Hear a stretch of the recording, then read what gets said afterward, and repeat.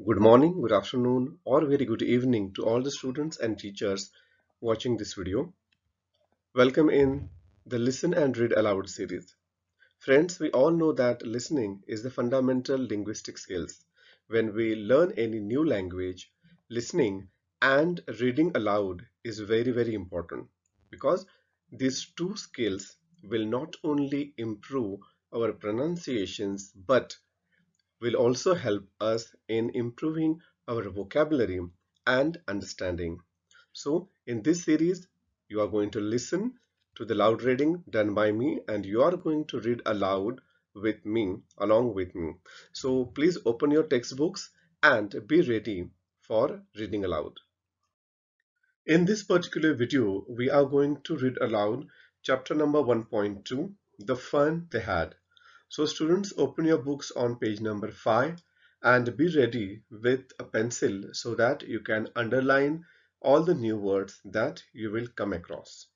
Before we move forward, I would like all of you to subscribe the channel for all the future notifications and videos. The fun they had. Margie even wrote about it that night in her diary. On the page headed 17th May 2157, she wrote, "Today Tommy found a real book. It was a very old book. Margie's grandfather once said that when he was a little boy, his grandfather told him that there was a time when all stories were printed on paper. They turned the pages, which were yellow and crinkly, and it was awfully funny to read words that stood still instead of moving the way they were supposed to on a screen. And then when they turned back to the page before, it had the same words on it that it had when they read it the first time. Gee, said Tommy, what a waste. When you are through with the book, you just throw it away, I guess. Our television screen must have had a million books on it, and it's good for plenty more. I wouldn't throw it away. Same with mine, said Marky. She was 11 and hadn't seen as many telebooks as Tommy had. He was 13. She said, "Where did you find it?" "In my house." He pointed without looking because he was busy reading. "In the attic." "What's it about?" "School." Margie was scornful. "School? What's there to write about school? I hate school." Margie always hated school, but now she hated it more than ever. The mechanical teacher had been giving her test after test in geography, and she had been doing worse and worse until her mother had shaken her head sorrowfully and sent her for the county inspector. He was a round little man with a red face and a whole box of tools with dials and wires. He smiled at Margie and gave her an apple, then took the teacher apart. Margie had hoped he wouldn't know how to put it together again, but he knew how all right, and after an hour or so, there it was again, large and black and ugly, with a big screen on which all the lessons were shown and the questions were asked. That wasn't so bad. The part Margie hated most was the slot where she had to put homework and test papers. She always had to write them out in a punch code they made her learn when she was 6 years old, and the mechanical teacher calculated the marks in no time. The inspector had smiled after he was finished and patted Margie's head. He said to her mother, "It's not the little girl's fault, Mrs. Jones. I think the geography sector was geared a little too quick. Those things happen sometimes. I have slowed it up to an average 10-year level. Actually, the overall pattern of her progress is quite satisfactory. And he patted Margie's head again. Margie was disappointed. She had been hoping they would take the teacher away altogether.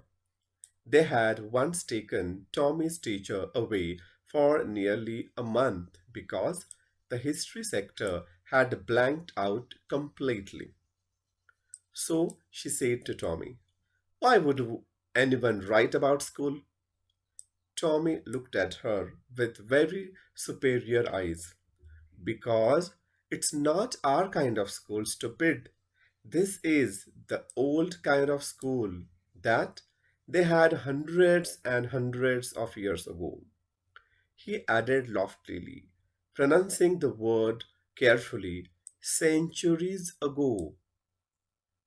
Margie was hurt. "Well, I don't know what kind of school they had all that time ago." She read the book over his shoulder for a while, then said, "Anyway, they had a teacher." "Sure, they had a teacher, but it wasn't a regular teacher. It was a man." "A man? How could a man be a teacher?" "Well, he just told the boys and girls things and gave them homework and asked them questions. A man isn't smart enough." "Sure, he is. My father knows as much as my teacher. He knows almost as much. I betcha." Margie wasn't prepared to dispute that. She said, "I wouldn't want a strange man in my house to teach me." Tommy screamed with laughter. "You don't know much, Margie. The teachers didn't live in the house. They had a special building, and all the kids went there. And all the kids learned the same things. Sure, if they were the same age. But my mother says a teacher has to be adjusted to fit the mind of each boy and girl it teaches, and that each kid has to be taught differently. Just the same, they didn't know it. That why then? If you don't like it, you don't have to read the book." "I didn't say I didn't like it," Margie said quickly. She wanted to read about those funny schools. They weren't even half finished when Margie's mother called, "Margie, school." Margie looked up. "Not yet, Mama." "Now," said Mrs. Jones, "and it's probably time for Tommy too."